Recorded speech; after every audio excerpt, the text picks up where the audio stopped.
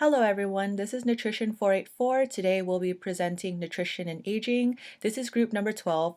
My name is Leah Osias and my fellow group members, Valeria Salcedo Calderon, Brian Messick, Will Soyster, Cirila, Reyez, and Marcela, Leyva.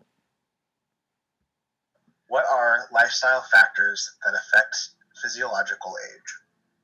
Physiological age, or the functional biological age of the body, is affected by many different factors and lifestyles. Telomeres, or the caps which protect chromosomes from damage during replication, are vitally important to determining our lifespan and physiological age. However, many lifestyle factors have been shown to damage and shorten these critical cell components.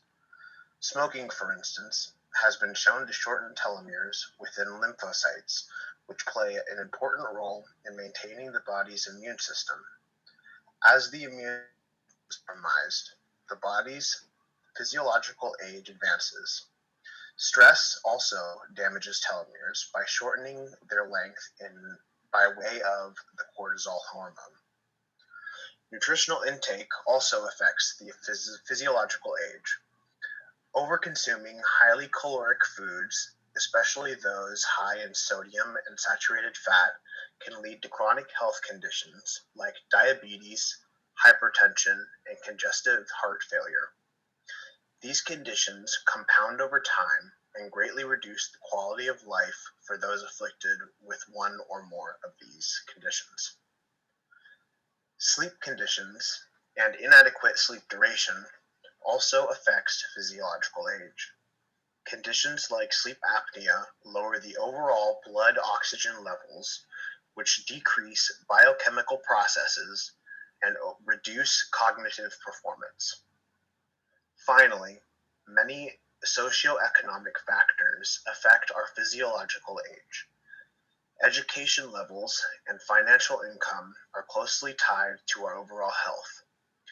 People from affluent families and those with high levels of education tend to have much higher levels of health care, which over time results in a disparity between physiological age between social classes. What are lifestyle factors that affect physiological age? First of all, exercise is a very important attribute. The absence of physical activity affects muscle mass, leading to sarcopenia. Sarcopenia is the Greek word for poverty of flesh. Also, strength, endurance, aerobic capacity, agility, balance, flexibility, and anaerobic capacity are all affected. Some other things attached to lack of exercise would be type 2 muscle fibers. Those are the fast twitch fibers. Those are actually lost with aging. These fibers provide bigger and more powerful forces. They are anaerobic, which means that they require a less blood supply, and they tire quickly. VO2 max declines as early as age of 30 from reduced physical activity. The VO2 max is the maximum rate of oxygen consumption measured during an exercise. Also, decreased activity promotes an increase of weight gain over time. Bone mineral content falls as bone synthesis slows and bone reabsorption increases. This can be combated with weight-bearing exercises. As your body ages, your body may reabsorb calcium and phosphate from your bones, leaving them weaker. Reflexes are also affected. The reflexes slow and motor unit activation falls with aging. This is just the physical changes in the nerve fibers themselves affecting the speed of conduction. Height decreases also with age, starting around age 35 due to compression of the gelatinous disc between the vertebrae. Strength and neuromuscular function deteriorate with age and can slowly interfere with daily activities. All these attributes can be slowed, lessened with regular exercise and some weight-bearing workouts. How does one preserve health while aging? The first point I'd like to emphasize is that regular exercise and physical activity can help prevent some diseases and disabilities along with aging. As we age, our muscle size and strength decreases, which is known as sarcopenia, which is the condition where there is a loss of muscle mass with aging, and another condition which is known as osteoporosis, which is the decreased bone density with aging. Menopause can also affect this process in osteoporosis as well. And by sustaining regular exercise can show improvement in the quality of life as in physical and psychological, metabolic function, neurological function, cardiovascular health, muscles, and to reduce the risk of falls. In addition, there are training programs geared for older adults in which it is important that they incorporate both aerobic and strength training. These training programs can help them focus in sustaining and improving functionality, flexibility, and balance. Also, fitness classes can benefit physically and socially as well. To connect this with nutrition, we need to also provide adequate nutrients for pre and post exercising, as well as nourishing the body overall, in which exercise can enable us to increase calorie intake. Making sure older adults are maintaining weight and shape, making sure that they are not underweight, overweight, or obese to prevent accompanying health complications. It is good to be in the healthy range. Being aware of food choices, such as avoiding eating a lot of junk food and encouraging them to eat plenty of fruits and vegetables. Also, participating in activities and hobbies you enjoy. This encourages them to live life to the fullest. Also, being happy is also healthy and improves the quality of life as well. In continuation to preserving one's health while aging is also having the concerns of nutrients. So as we age, we tend to be deficient in these following nutrients: calcium, vitamin D, vitamin B12, folate, and iron. And why taking these nutrient supplements are important. So as we tend to be deficient in these nutrients, it shows signs of lack of appetite, diseases, or conditions where it can disrupt absorption or metabolism that may increase need, poor diet, medications affecting absorption or metabolism. And another one to also point out is food safety. So we want to make sure that we always wash hands and surfaces, avoiding temperature danger zones, in which we want to make sure that if we're, for instance, if we're cooking chicken, we want to make sure all parts of the meat is being cooked, and also proper food prep and storage. And the last point I'd like to also emphasize is the senior nutrition program for older adults. This program is funded by the Older Americans Act of 1965 to help older adults who are low income, limited to nutritious meals, and have associated feelings of isolation and loneliness, which can decrease the appetite to eat. Benefits include an environment to socialize with other seniors and healthcare professionals, access to nutrition screening and education. Also, in order to be eligible for the program, the individual as well as their spouse has to be at least 65 years of age or older. Body composition changes in the body. The first is joints and bones. Bones tend to shrink in size and density, weakening them and making them more susceptible to fracture. For example is osteoporosis. 1 in 2 women and 1 in 4 men over the age of 50 years will suffer a fracture sometime during their lives. Treating a hip fracture does not restore health, and about 20% people with hip fractures attributable to osteoporosis die within 1 year of sustaining the fracture. They can become stiffer and less flexible, which can lead to arthritis because the lubricating fluid decreases and the cartilage becomes thinner and tender. People typically lose about 1/2 inch every 10 years after age 40. Muscles. Muscles generally lose strength, mobility, endurance, and flexibility, especially in lean mass after 30. You begin to lose between 3% to 5% every 10 years.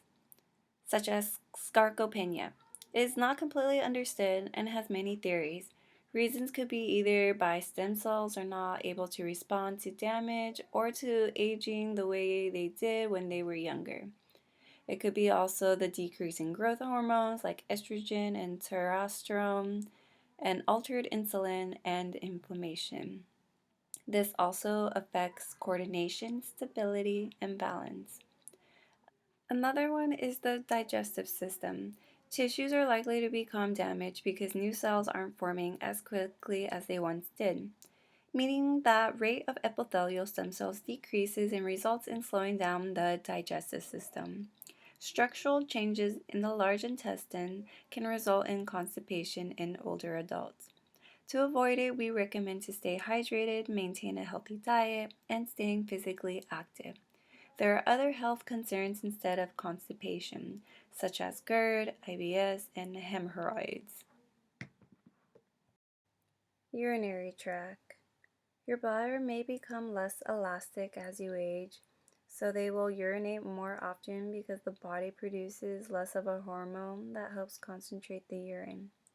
Weakening of bladder muscles and pelvic floor muscles also make it difficult to empty your bladder completely, and this is due to muscles being less stretchy and tough. The last one is fat. Percent body fat increases after the age of 30 due to lower metabolism and hormonal changes, which result in the reduction in RMR. Women tend to have more fat than men. The increase in fat mass is distributed more specifically in the abdominal region, including around the internal organs. This can lead to cardiovascular disease and diabetes, and excess body fat and changes in the body can affect your balance. So we know that some older adults will have changes in their taste, smell, touch, as well as sound as they'll start to decline in age around age 60.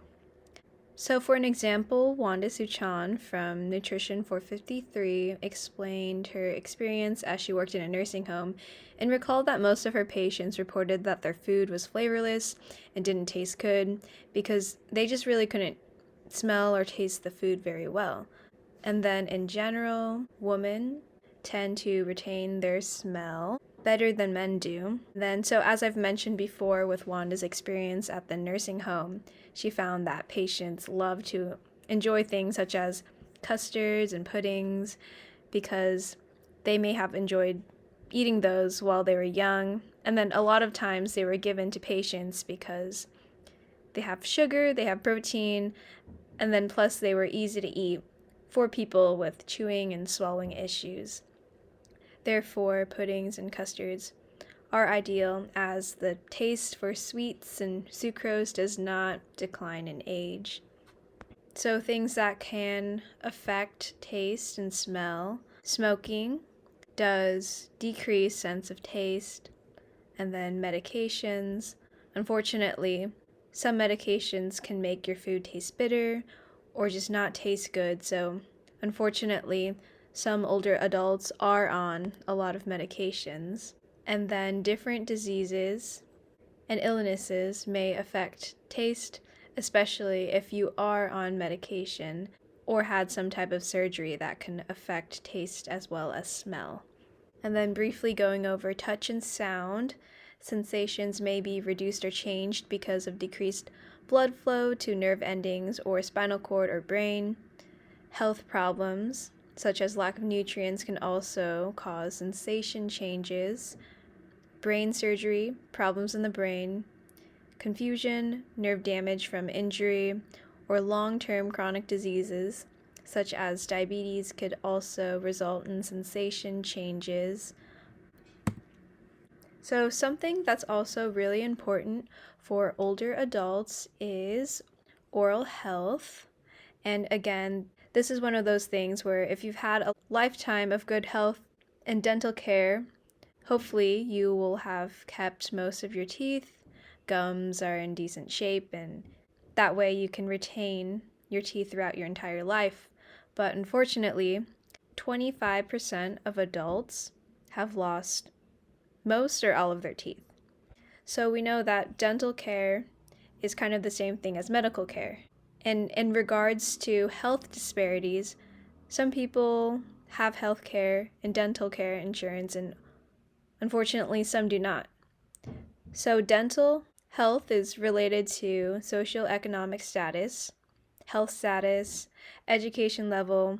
So, as we age, our teeth and gums get worse, but with good dental care, we can slow that progression. A concern with dental health in regards to eating is when people are missing teeth or have dentures that don't fit well, that can limit the types of foods they can eat, which could lead to nutritional deficiencies, malnutrition, digestive issues, and self-esteem issues.